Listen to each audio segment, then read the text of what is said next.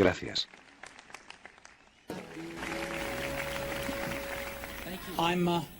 Tengo el honor de estar hoy aquí con vosotros en vuestro comienzo de una de las mejores universidades del mundo.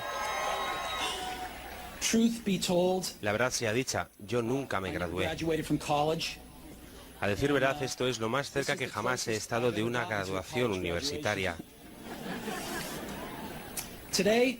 Hoy os quiero contar 3 historias de mi vida. Nada especial, solo 3 historias. La primera historia versa sobre conectar los puntos. Dejé la Universidad de Reed tras los 6 primeros meses, pero después seguí vagando por allí otros 18 meses más o menos antes de dejarlo todo. Entonces, ¿por qué lo dejé? Comenzó antes de que yo naciera. Ni mi madre biológica era una estudiante joven y soltera y decidió darme en adopción.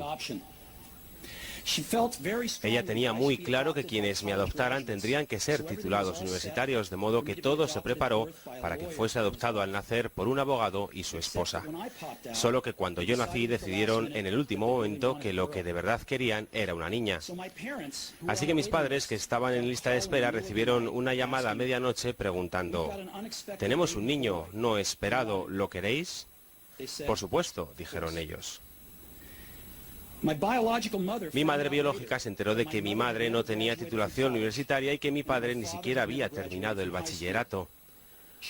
Así que se negó a firmar los documentos de adopción.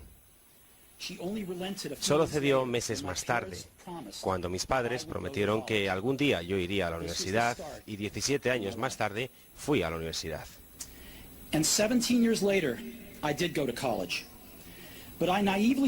Pero de forma descuidada elegí una universidad que era casi tan cara como Stanford, y todos los ahorros de mis padres de clase trabajadora los estaba gastando en mi matrícula. Después de 6 meses no le veía propósito alguno. No tenía idea de qué quería hacer con mi vida, y menos aún de cómo la universidad me iba a ayudar a averiguarlo, y me estaba gastando todos los ahorros que mis padres habían conseguido a lo largo de su vida. Así que decidí dejarlo y confiar en que las cosas saldrían bien. En su momento me dio miedo, pero en retrospectiva fue una de las mejores decisiones que nunca haya tomado. En el momento en que lo dejé ya no fui más a clases obligatorias que no me interesaban, y comencé a meterme en las que parecían interesantes. No era idílico, no tenía dormitorio, así que dormía en el suelo de las habitaciones de mis amigos, devolvía botellas de Coca-Cola por los 5 céntimos del envase para poder comer, y caminaba más de 10 kilómetros los domingos por la noche para comer bien, una vez por semana en el templo de los Hare Krishna. Me encantaba. Y muchas cosas con las que me fui topando al seguir mi curiosidad e intuición resultaron no tener precio más adelante. Os daré un ejemplo. En aquella época de la Universidad de Reed ofrecía la que quizás fuese la mejor formación en caligrafía. En todas las partes del campus, todos los pósters, todas las etiquetas de todos los cajones estaban bellamente caligrafiados a mano. Como ya no estaba matriculado y no tenía clases obligatorias, decidí atender el curso de caligrafía para aprender cómo sería. Aprendí cosas sobre el serif y tipografías, sobre los espacios variables entre letras, sobre qué hace realmente grande a una gran tipografía. Era sutilmente bello, histórica y artísticamente de una forma que la ciencia no puede capturar. Y lo encontré fascinante. Nada de esto tenía ni la más mínima esperanza de aplicación práctica en mi vida.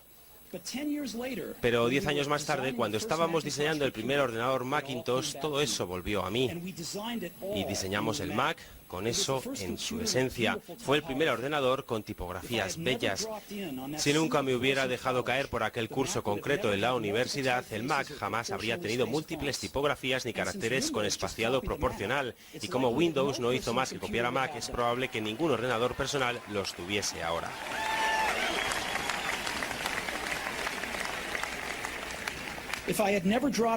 Si nunca hubiera decidido dejarlo, no habría entrado en esa clase de caligrafía y los ordenadores personales no tendrían la maravillosa tipografía que poseen. Por supuesto, era imposible conectar los puntos mirando hacia el futuro cuando estaba en clase. Pero fue muy claro al mirar atrás 10 años más tarde. De nuevo, no puedes conectar los puntos hacia adelante, solo puedes hacerlo hacia atrás. Así que tenéis que confiar en que los puntos se conectarán alguna vez en el futuro, Tenéis que confiar en algo, tu instinto, el destino, la vida, el karma, porque creer que los puntos se unirán te darán la confianza de confiar en tu corazón. Esta forma de actuar nunca me ha dejado tirado y ha marcado la diferencia en mi vida.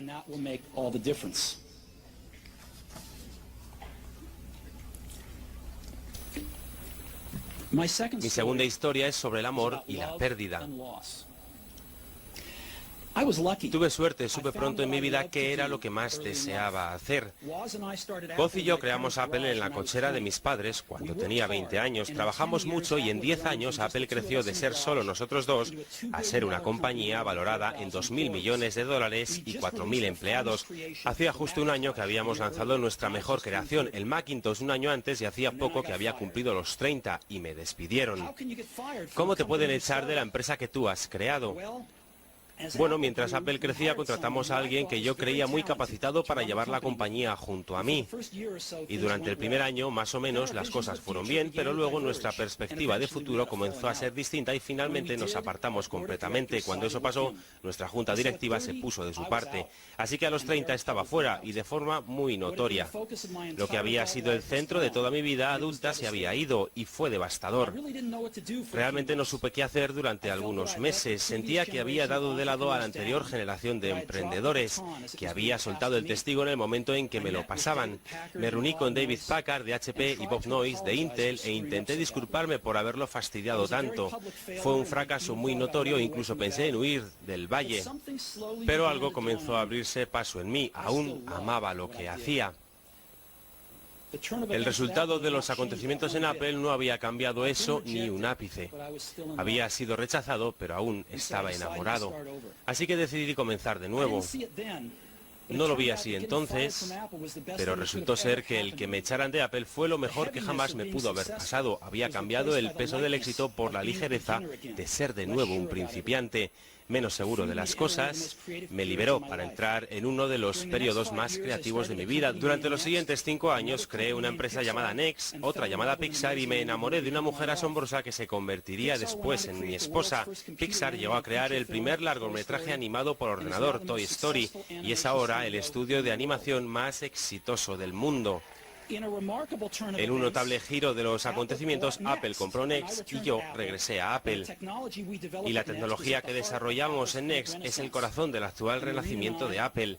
Y Lawrence y yo tenemos una maravillosa familia. Estoy bastante seguro de que nada de esto hubiera ocurrido si no me hubieran echado de Apple. Creo que fue una medicina horrible, pero supongo que el paciente la necesitaba. A veces, la vida te da en la cabeza con un ladrillo. No perdáis la fe. Estoy convencido de que la única cosa que me mantuvo en marcha fue mi amor por lo que hacía. Tenéis que encontrar qué es lo que amáis, y esto vale tanto para vuestro trabajo como para vuestros amantes. El trabajo va a llenar gran parte de vuestra vida y la única forma de estar realmente satisfecho es hacer lo que consideréis un trabajo genial. Y la única forma de tener un trabajo genial es amar lo que hagáis. Si aún no lo habéis encontrado, seguid buscando, no os conforméis. Como en todo lo que tiene que ver con el corazón, lo sabréis cuando lo hayáis encontrado, y como en todas las relaciones geniales, las cosas mejoran y mejoran según pasan los años. Así que seguid buscando hasta que lo encontréis, no os conforméis.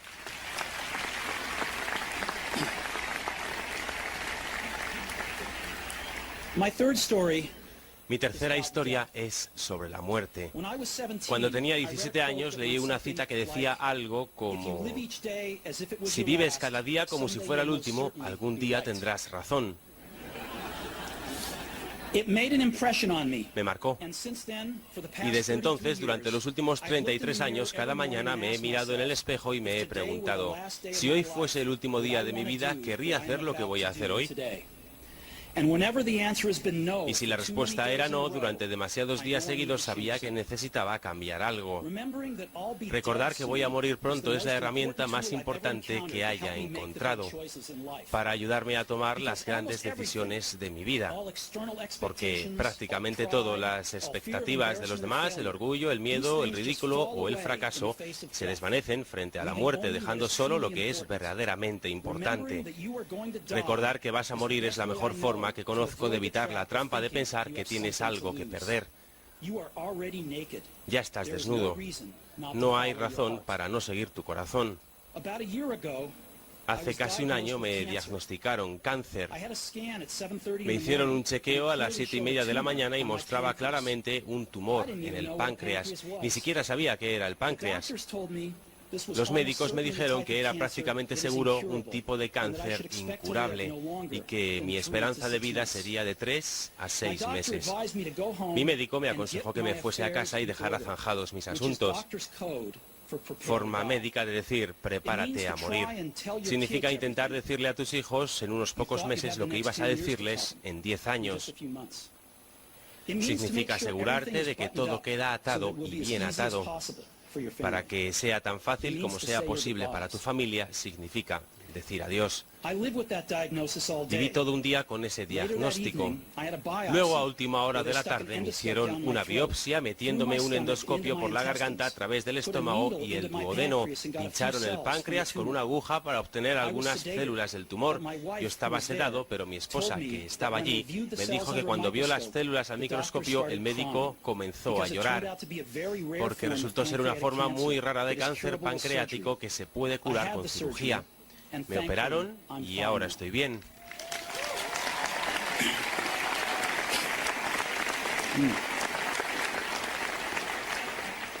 Esto es lo más cerca que he estado de la muerte y espero que sea lo más cerca que esté de ella durante algunas décadas más. Habiendo vivido esto, ahora os puedo decir esto con más certeza que cuando la muerte era un concepto útil pero puramente intelectual.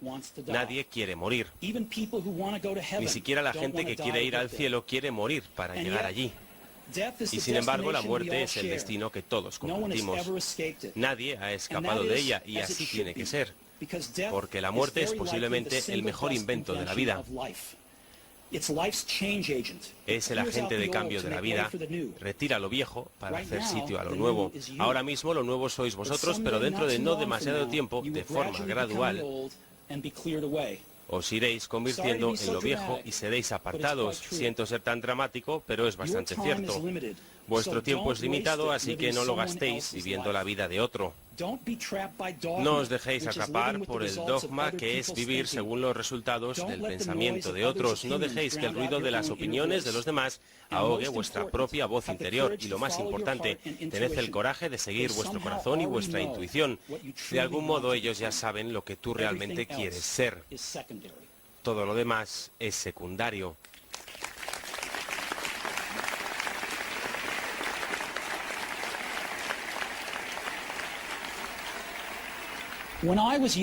Cuando era joven, había una publicación asombrosa llamada The Whole Earth Catalog, una de las Biblias de mi generación.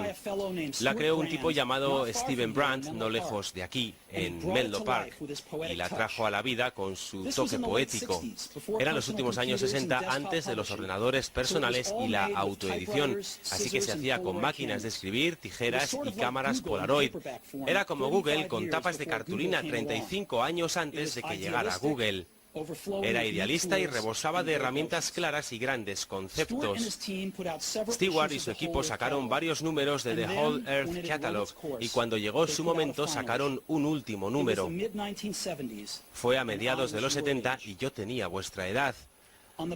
En la contraportada de su último número había una fotografía de una carretera por el campo a primera hora de la mañana, la clase de carretera en la que podrías encontrarte haciendo autostop si sois aventureros. Bajo ella estaban las palabras sigue hambriento, sigue alocado. Era su último mensaje de despedida. Sigue hambriento, sigue alocado. Y siempre he deseado eso para mí. Y ahora, cuando os graduáis, para comenzar de nuevo, os deseo eso. Seguid hambrientos, seguid alocados. Muchísimas gracias a todos.